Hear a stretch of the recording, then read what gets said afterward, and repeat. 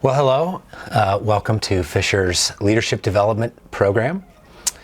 Today, this segment of the Leadership Development Program is on healthy conflict. One of my favorite subjects. Why do we want to have conflict? Well, we're going to talk about that. Like all meetings at Fisher's, we have a stated purpose for this leadership development session. Our stated purpose is to develop the leadership skills of Fisher's amazing people so that we continue to develop and deliver for our teams and for our clients. So we've got, for these sessions, we have over 35 managers across our locations in the Northwest. So all those managers attend this session. The agenda that we have for this session, first of all, recap what is Fisher's Leadership Development Program. And we've got this new concept, which is super exciting, our Fisher's Emerging Leaders Program. So talk briefly about that. Recap our topic from last month, really quick. And then launch into this month's topic, which is healthy conflict. We wrap up with next steps. That's our agenda for these leadership development sessions. We do have clear expectations for this meeting, and we do that at Fisher's. We want to set upfront expectations of the behaviors we want in that meeting. So first of all, we say if these are virtual meetings, which these typically are because of all of our locations, turn on your camera. And we have people turn on their camera, not necessarily because we want to make sure they're actually attending the meeting and paying attention, but also as humans, we prefer to meet in person. So this is maybe the next best thing, having video conference, and we want that nonverbal communication and ability to engage as much in person as we can. So we want our cameras on. We also want to turn off all distractions. We've invested in all these screens for all of our employees, and the problem with that is we have email sitting up on one, we've got other chat tools, Teams sitting up on another, and then our actual real work that we want to do, and guess what? All these distractions keep us from being effective. So at least for this meeting and these meetings, we want to turn off those distractions, no emails, texts, chats, Teams, all those things, put those aside so we can focus on this content. Third, we say engage. Ask questions, challenge, give your personal experiences. We don't just like to have me just talk the whole time. We like lots of engagement. And then our general rule for our behavior and our demeanor in our meetings is to be present, curious, and kind. So present, we talked about.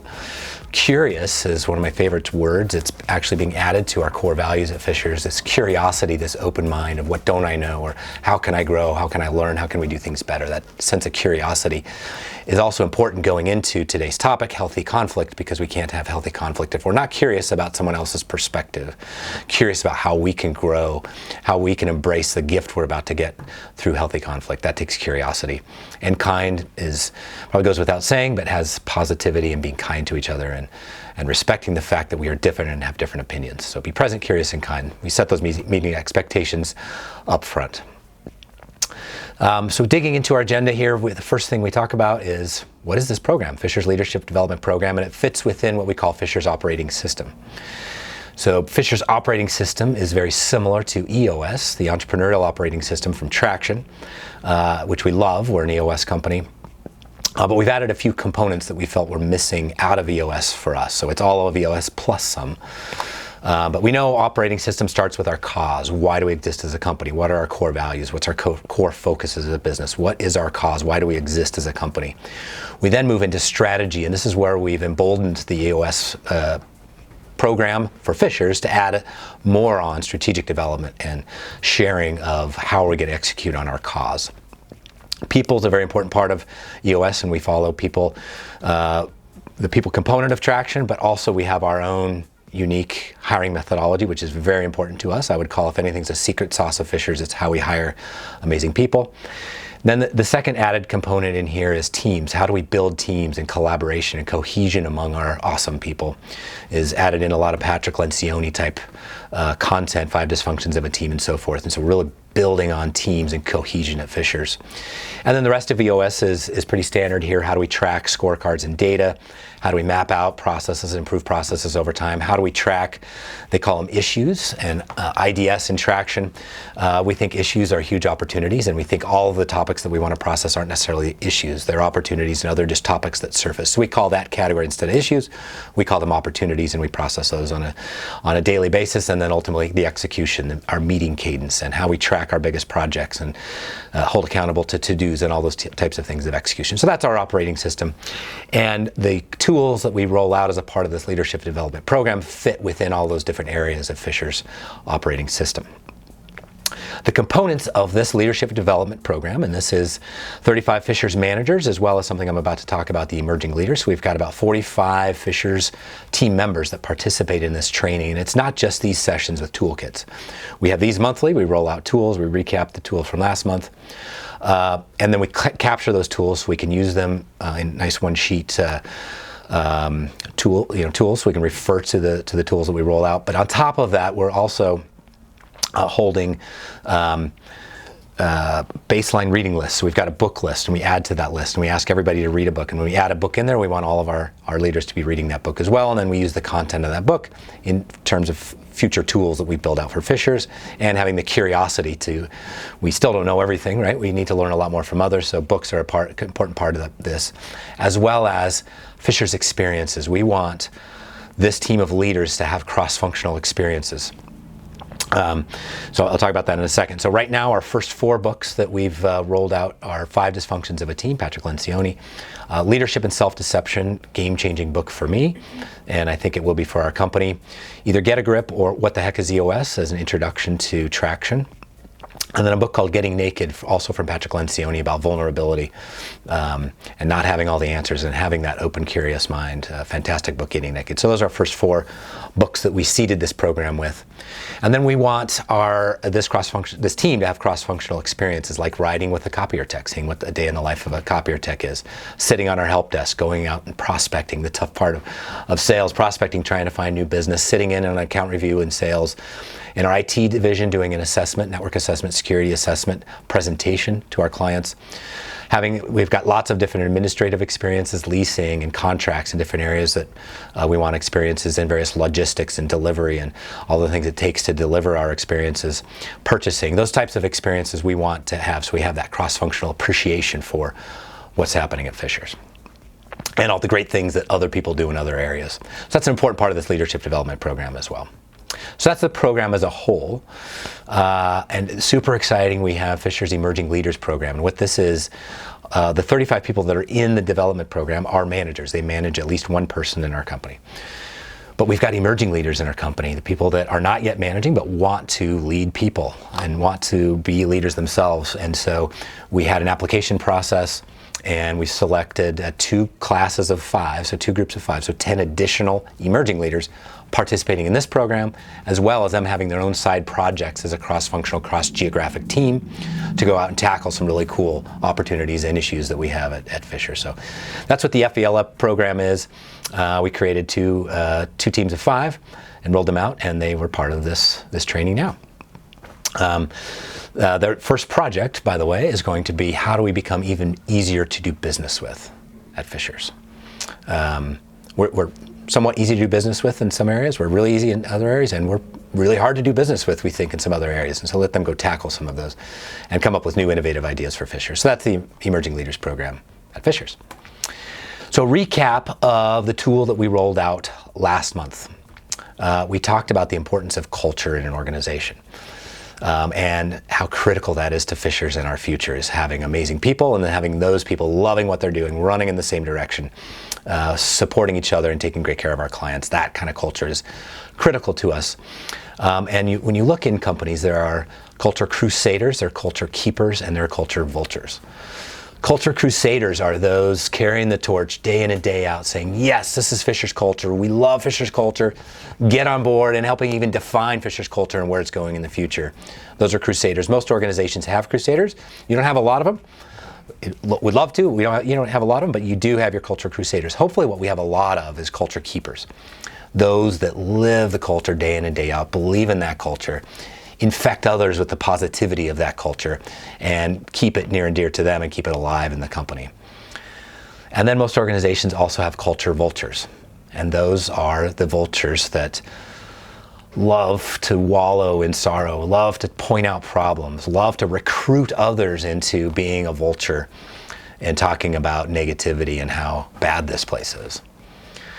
And those exist in organizations. What I talked about last month in this training was, I asked, which one are you right now, to our leaders? I said, are you a culture crusader, are you a culture keeper, or do you feel like a culture vulture? Like a little gut check. who are you right now, understanding that there is a spectrum here, that there are times when we're crusaders, there's times we're keepers, and there might even be times that we're culture vultures.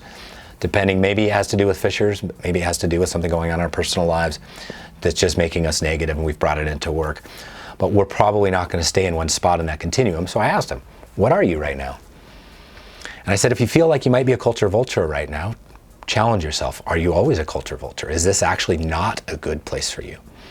If the answer is yes, then let's part ways now. We're not going to have culture vultures at Fishers. And if you are, but it's temporary, or if you know those around you who feel like culture vultures, what can we do to get people back up into the culture keepers category?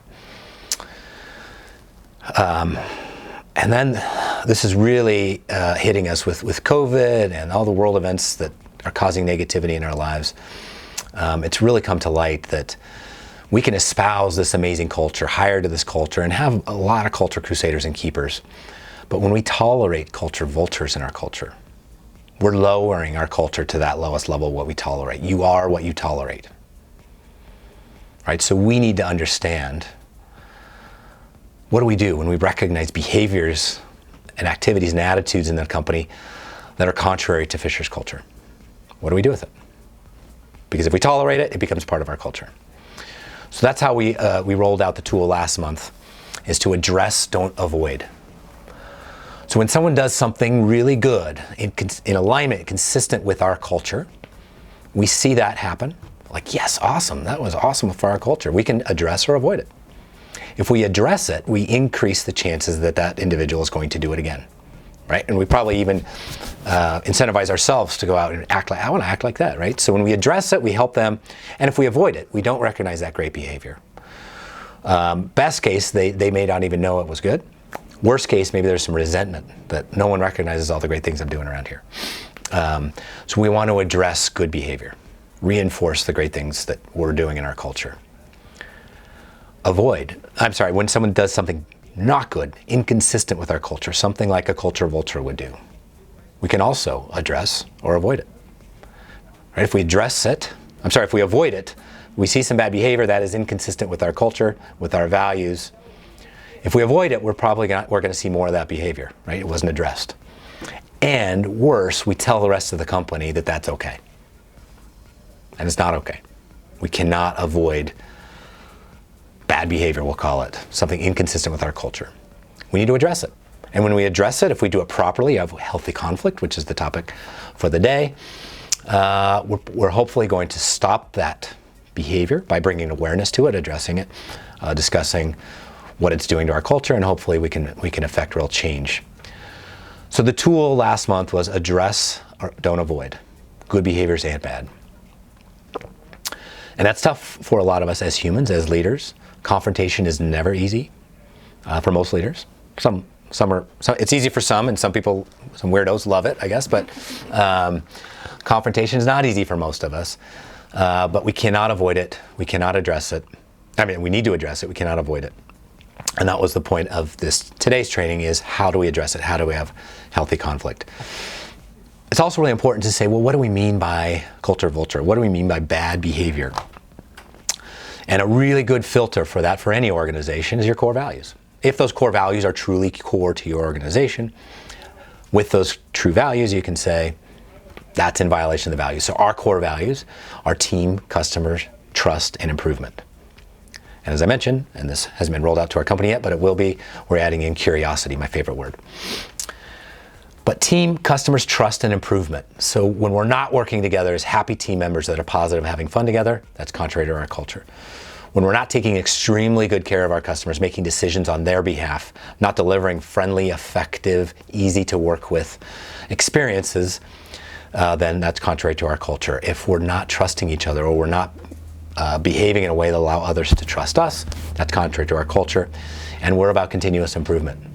Right? And if we're staying stagnant and we're not interested in exploring new ways of doing things, that's contrary to our culture as well. So coming back to our core values as a filter for what is good behavior, what is bad behavior, is one way to look at what do we need to address, what do we need to avoid.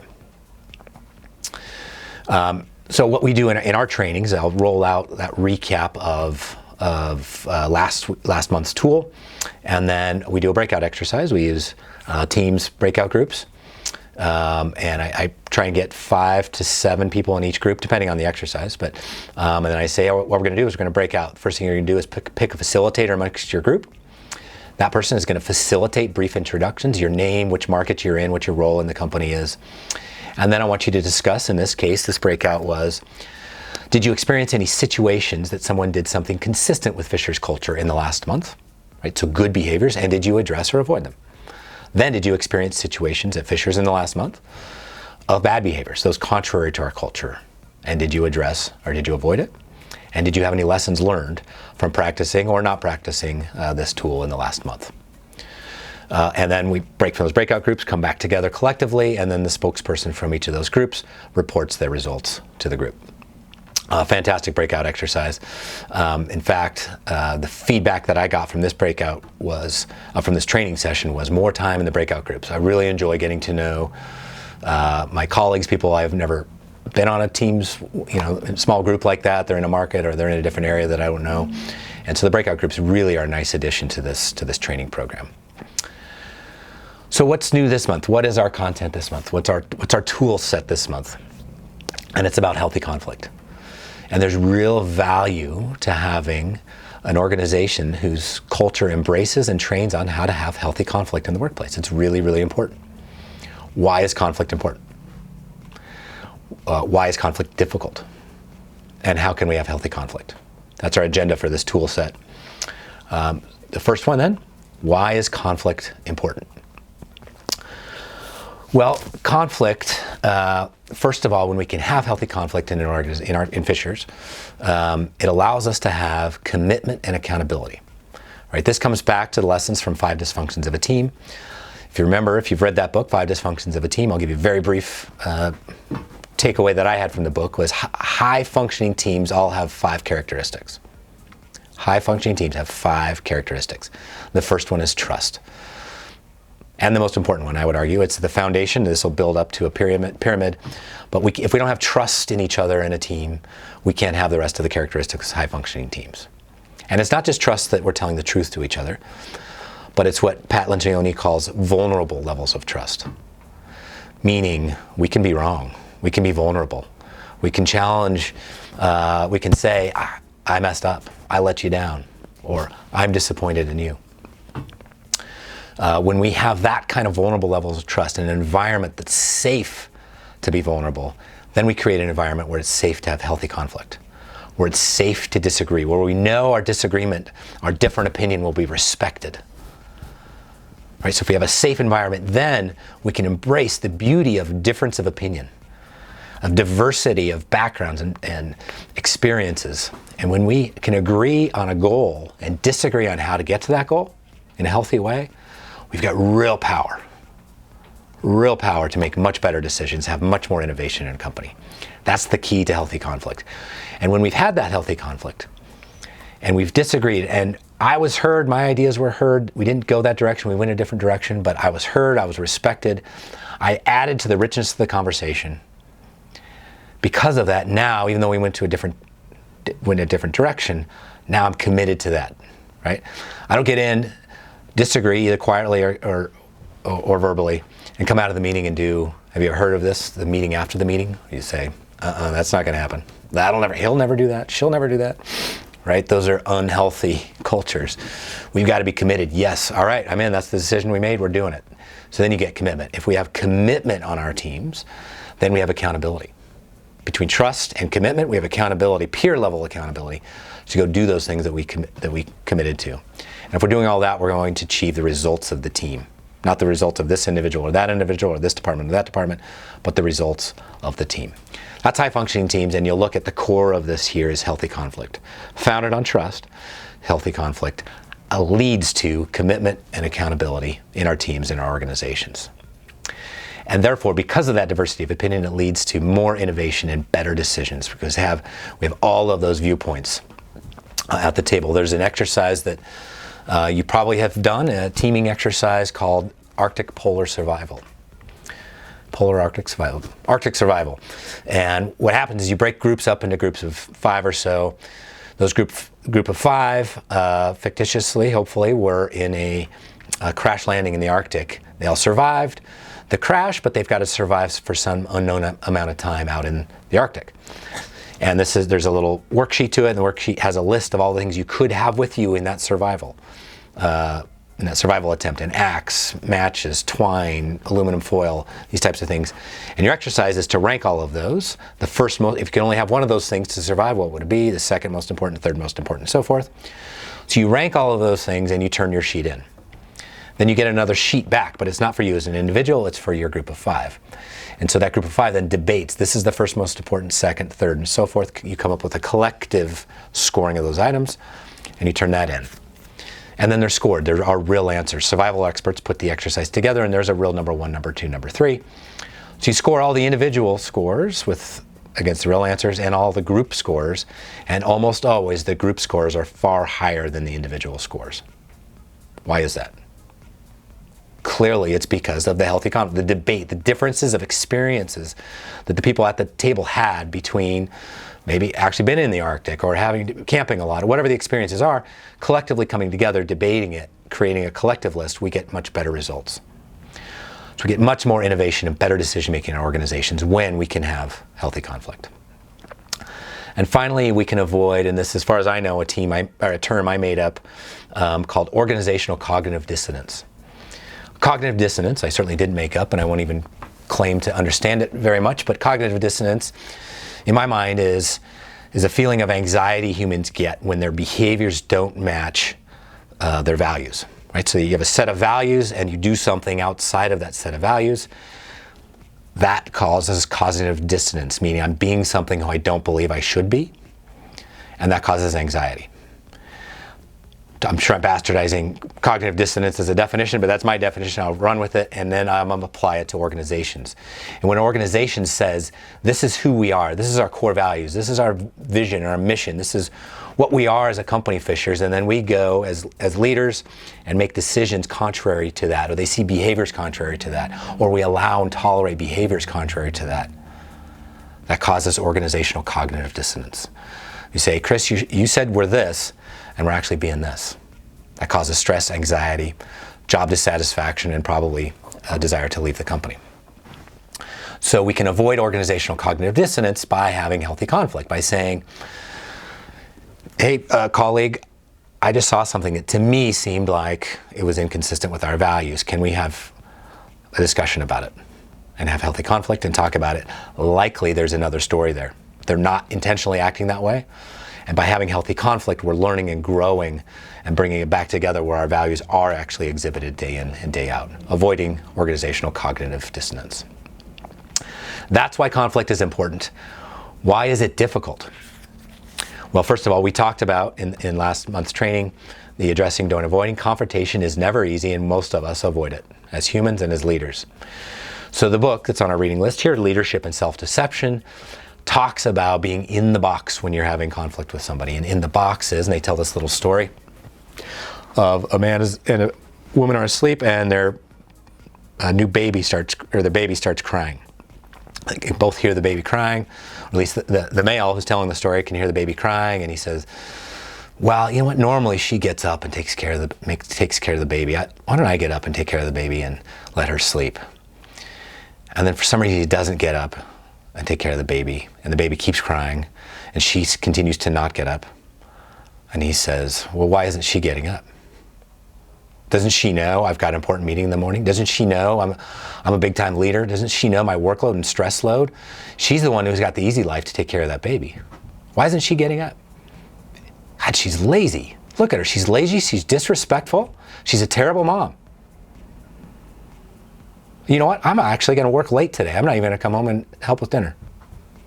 All right, so what happened here? This is called in-the-box thinking. And what happens is when we have behaviors, when we do behaviors, or we exhibit something negative or challenging, what we start to do to our counterpart is we start to tear them down below where they belong and build ourselves up way above where we belong, and then we start to justify our own bad behaviors. It's a natural phenomenon, and it happens to all of us. If you haven't read Leadership Self-Deception, read it. I think it's a game changer, but it helps us understand that we need to view those counterparts that we're naturally viewing as an object attacking us in a way, as a human being who has their own feelings and needs and challenges, and approaching each other as humans. So fantastic book. Another tool we've rolled out previously, I'm going to roll out again in another training, is the drama triangle. Is that when we do engage in dramatic conflict, we'll call it dramatic conflict, emotional conflict, we play one of three roles: persecutor, rescuer, or victim. And our counterpart has to play the other side, and we do naturally very well play another role on that triangle, and we can switch roles in that triangle. And again, this training's not for that, but understanding when we get into drama, we're playing one of these roles, and the only antidote to staying on this triangle in conflict with somebody else is to be the creator, is to go create. Don't feel attacked, don't attack, and don't save, go create. So those are some tools to roll out later. But when we're having healthy conflict, the problem is when we're not having healthy conflict, we're having conflict where it moves from casual to emotional. We're on our worst behavior. As soon as it becomes emotional, we're on our worst behavior, because the emotions become adrenaline in our head that floods our brain with adrenaline, right? And it engages the old side of our brain where all we can do is fight or flight. It disengages the logical side of our brain. So we actually can't have healthy conflict when we're charged with emotion. It just can't, it's not possible. It's also ingrained in us in humans to win. And that desire to win, to beat the other person in this conflict, right? We're not going to have healthy dialogue. We're not going to get what we want out of this conflict, right? When our brain is drunk on adrenaline, we're incapable of rational thought. And I don't know if you've ever been in this state, but if you have, you've probably said things that you later regret. Have you ever, when you've calmed down, then hours later or the next day, said, "Oh, I'm so sorry I said that"? You are sorry you said that, but you said it when your brain was full. You could not have logical thoughts. So how do you have conflict when adrenaline has taken over? You follow a process, and I'm going to give a process today. So the tools here from leadership and self-deception: think of the other person as a human and not an object. The drama triangle: play a creator role. Don't attack, don't feel attacked, and don't save someone feeling attacked. And for overcoming when we have a brain full of emotion and we can't have a logical process to get through conflict, let's follow a process, and I'm going to give that process to us today. How can we have healthy conflict? So a few tools here. First of all, icebreakers. We use icebreakers at Fisher's that have nothing to do with the workplace, typically, or maybe they do, but an icebreaker is at the start of a meeting, actually asking something to break the ice, to break whatever tension might exist in the workplace, but more importantly, to create an environment of vulnerability. So we've done icebreakers where I said, what's the toughest thing you overcame as a child? And how'd you overcome it? Right? And then ideally, as leaders, we'll go first, right? We'll come up with something that's truly emotional, and maybe we get misty-eyed and we go vulnerable. Tell that tough story, and then go around the table. Right? It has nothing to do with, the strategy for IT services and cybersecurity in 2022 might be the topic, and we start out at the toughest part of our childhood. The reason we do that is it creates a safe place. Remember, the bottom of Lencioni's 5 dysfunctions of a team is trust. Create that trust for the meeting, for this team, for this workspace, so that we can go then have healthy conflict. We talk about 5 ways to deal with conflict. I'm going to go through these briefly. 5 ways to deal with healthy conflict. When we have an issue with somebody, we have 5 ways to deal with it. 1, we could do nothing. 2, we can talk behind their back. 3, we can go talk to their boss. 4, we can talk to them one-on-one. Or 5, we can address it with a team that we're on together. Number 1, do nothing. We're not going to build trust by doing nothing. We're not going to get anything accomplished, right? They're never going to change. Whatever. We're obviously not demonstrating trust when we have an issue with somebody and we do nothing about it. If we go talk to somebody else about their bad behavior behind their back, we might feel like we're bonding with this other person in our disdain for this person and their behaviors. We call it pairing. We go pair with somebody, we're actually not even bonding with that person. Because that person says, well, if Chris is willing to talk behind their back, what's he saying behind my back? We're actually tearing down trust overall in the organization. And then if they hear that we had this conversation, boy, trust is gone there. Go talk to their boss. Obviously, we didn't give them an opportunity to to talk through what the issue is themselves. We go right to their boss. We're going to tear down trust with everybody. So what we want to do is get those first three things out of our organization. They're culture killers. What we want to do is have an organization where we go talk to people one-on-one, have that healthy conflict, share, come up with agreements, and bond through that conflict. Or if we have high-functioning teams, go address it as a team and say, hey, team, I've got an issue with Sam here. Sam, is it okay if we process this as a team and we go have our healthy conflict? We're telling that whole team this is a safe place to have a healthy conflict. Here's how you do it. And they get the benefit of the resolution of that conflict as well. So we either want to go one-on-one or address conflict in teams. A nice tool we have here, 100% responsibility, is very much like the in-the-box model and out-of-the-box model from leadership and self-deception. And what it is if something that we don't like happens in our life, an event, excuse me, we have two ways to deal with it. We can operate below the line, which is blame and justify, or we can operate above the line, which is 100% responsibility. So imagine a very simple example. You're driving down the freeway, and a car comes in and cuts you off and then slows down. That's an event I don't like. So I could blame them for being a terrible driver. I could look at see they're out of state, blame their state, I can, whatever it is, and then I could speed up and go cut them off and flip them off on the way, right? So I'm blaming them and then I'm justifying my own behaviors, right? That's below the line. It's in red on this tool. Versus 100% responsibility is taking 100% responsibility for this. Now, it's not 100% responsibility of the event itself. You can't control bad drivers. But you can take 100% responsibility of a reaction to that bad event. I can say, hey, you know what? There's going to be bad drivers out there. I'm going to put classical music on my car, which I've actually done, get rid of my road rage, and just chill out. I'm going to say there's going to be bad drivers. I'm going to take responsibility. I'm not going to drive dangerously. I'm just going to let them be bad drivers. Right? Lots of great examples, and it's tough to do. But when you have that simple tool to say, I don't own what happened, but I own how I responded to it. And then there's the issue clearing model. Issue clearing model is when we have healthy conflict, we can follow a model. So if I've got an issue with somebody, I'm going to follow an issue clearing model. And by the way, this is a process. So it doesn't have to be this process, but any process to follow when we have an emotionally charged issue is going to disengage that emotional side and engage the logical side simply by following a process. So we have a process at Fisher's. We call it the issue clearing model, and this is a baseball diamond, and what we're going to do is round the bases with our counterpart that we have the issue with. I'm going to round the bases if I have the issue with them, then they're going to round the bases. So I'll describe these bases in this tool briefly. And a very important part of rounding these bases, though, in this baseball game, if you will, is we want to be pitching from a mound of curiosity. Again, my favorite word. What's that mean, curiosity in this case? What it means is having the attitude that this person that's about to have conflict with me, that's giving me this feedback, has my best interest in mind. Trusting that, yes, it might hurt. No one likes to have, be wrong or have people have issues with us. But trusting that they have my best interest in mind. Understanding that problems are opportunities. Whatever this problem is, that what I'm about to hear is an opportunity potentially for me to get better.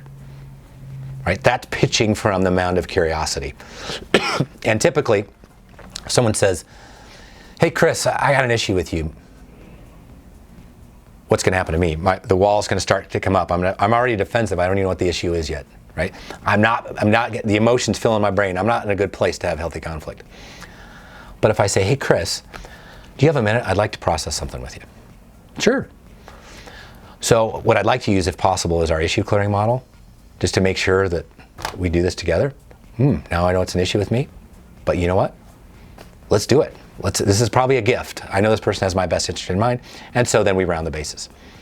So whoever has the issue, let's say I have an issue with somebody else, I make sure this is a good safe place and a good time to do it. I say, all right, let's go. So I go to first base. First base is data. And I say, all right, here's what happened. So last week when we were in that sales call, you said this and you said this, and then I said this, and then the client said that, right? And then you said this, whatever it is. Is that true? Is that how you remember it? So data is just pure data. No emotion, no interpretation of that data, just some data. Here's what happened. Here's what he said. Here's what she said. Here's what you did. Whatever it is. Do you agree? So then we get validation of that data from our counterpart. Which, by the way, so one, now we've got a set of data we agree on. It's non-emotional, non-interpreted, and we're agreeing on it. We're starting a process by agreeing. right? It's a good way to start conflict is by agreeing. Then we move into assumptions. These are and then you say, based on that data, here's the story I told myself. I told myself that you were trying to make me look bad, that you're gunning for my job, that you don't want me to get this deal, whatever. I told myself a story of that data. This is my interpretation. It's just mine, I get it. But that's what I told myself.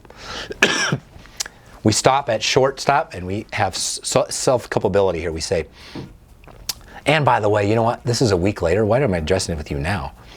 Why didn't I pull you aside, deal with it at the time, and pull it? Like, I handled this wrong, you know.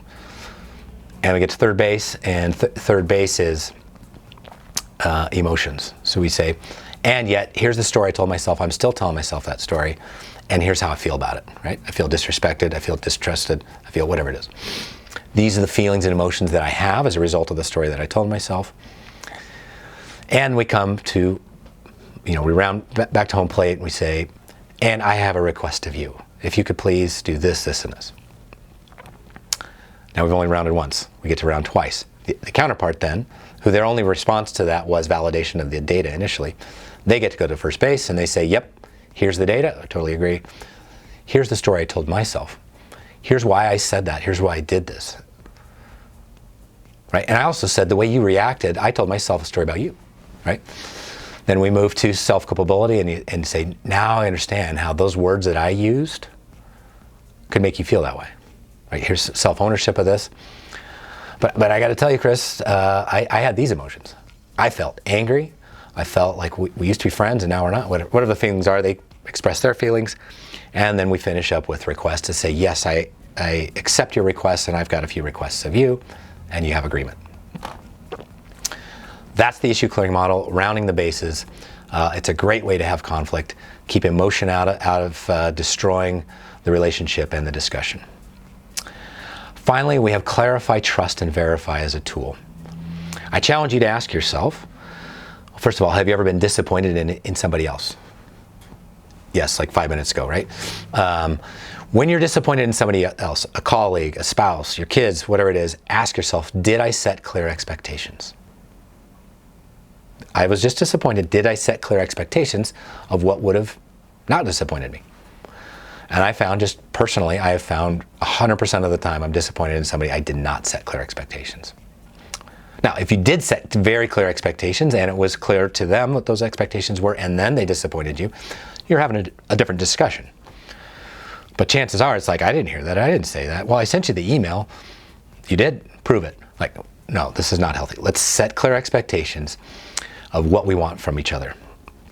And I don't know if you've heard this term, I believe, I don't want to bastardize this, I believe it's from Reagan about the Soviet Union, but trust but verify, right?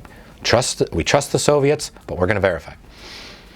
I love this term for a lot of things. One, I love trust, it's a foundational layer of organizations, I'd argue. And verify. We all need verification. We need accountability. We need to verify that things are happening, not because we don't trust each other, but I need accountability in my life. Everybody needs accountability. So verification is a very good thing. What I don't like here is the word but. But invalidates everything before it.